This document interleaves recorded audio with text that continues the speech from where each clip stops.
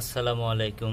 বার্সেল tips আপনাদের সবাইকে স্বাগতম। তো ভিউয়ার্স, আমরা সবসময় বিভিন্ন পাখির বিষয় নিয়ে আলাপ আলোচনা করি। তো আজকের ভিডিওটাও হচ্ছে সেম আগের মতোই। তো আজকের ভিডিও টপিকস হচ্ছে কোকাটেল পাখি নিয়ে। তো কোকাটেল পাখি ব্রিডিং দেওয়ার আগে কিছু বিষয় অবশ্যই আপনাকে খেয়াল করতে হবে। তো চলুন আজকের সেই বিষয়গুলো শুনে আসি। তো আসলে কোকাটেল পাখি ব্রিডিং দেওয়ার আগে দুইটা বিষয় অবশ্যই আপনাদের জানা দরকার। আর সেই বিষয়গুলো হচ্ছে প্রথমত জায়গা পরিবর্তন করানো। অনেকে সাধারণত করে যে দিনের বেলা বারান্দায় রাখে আর রাতের বেলা পাখি ঘরে নিয়ে যায়। তো এই সময় যদি পাখি ব্রিডিংয়ে থাকে, পাখি যদি একবার ভয় পায়, সে বক্স বলেন হাড়ি বলেন সেখানে ডিমে তা দিবে না এবং সে ভয়ে থাকবে।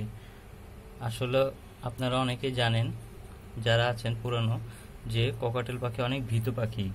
আর নতুনদের জন্য তো বললামই, কোকাটেল পাখি অনেক ভীতু। তো মে মাস পর্যন্তই সাধারণত কোকাটেল ব্রিডিংয়ে দিতে পারবেন।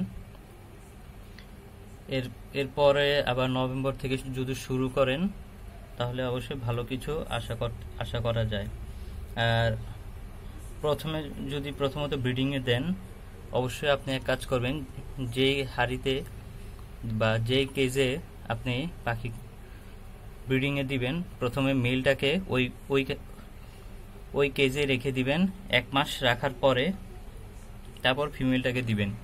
এতে কি হবে যে মেলটা সে তার পুরো কেজটাকে আয়ত্তে নিয়ে আসবে এবং ফিমেল যখন দিবেন, ফিমেলকে সে তার নিয়ন্ত্রণ আনার জন্য মেটিং করবে এবং পরবর্তীতে ডিম দিবে। আর দ্বিতীয়ত বিষয় হচ্ছে 14 মাস না হলে কখনো কোকাটেল পাখি দিয়ে ব্রিডিং করাবেন না, এবং ব্রিডিং করালেও ভালো ফল আশা করা যায় না।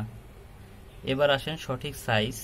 কোকাটেল পাখির সঠিক খাঁচার সাইজ হচ্ছে 18 ইঞ্চি বাই 36 ইঞ্চি, আর এটা হচ্ছে সর্বনিম্ন।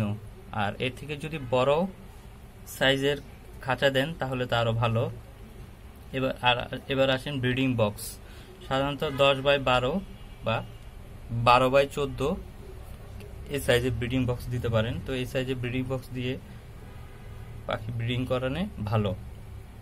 পাখিকে অবশ্যই ভালো খাবার দিতে হবে, ভালো সিড মিক্স, এবং এছাড়াও আরও যেসব খাবারগুলো আছে মিক্স করে দিবেন। আর এই ব্রিডিংয়ে যখন দিবেন পাখিকে অবশ্যই ছোলা দিবেন প্রতিদিন সকালবেলা। ছোলা কিন্তু পাখির জন্য অনেক উপকারী।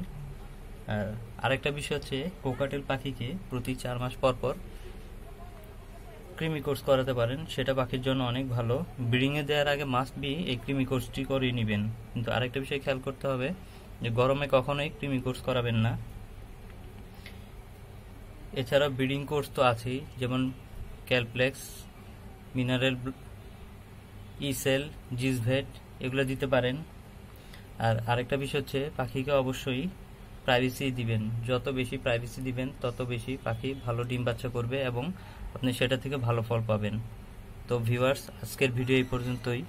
নেক্সট দেখা হবে অন্য কোনো ভিডিওতে। এবং যারা এখন আমাদের পরিবারের সদস্য হননি, অবশ্যই সাবস্ক্রাইব করে বেল বাটন বাজিয়ে দিবেন নতুন ভিডিওর জন্য। তো সবাই ভালো থাকবেন। আল্লাহ হাফেজ। আসসালামু আলাইকুম।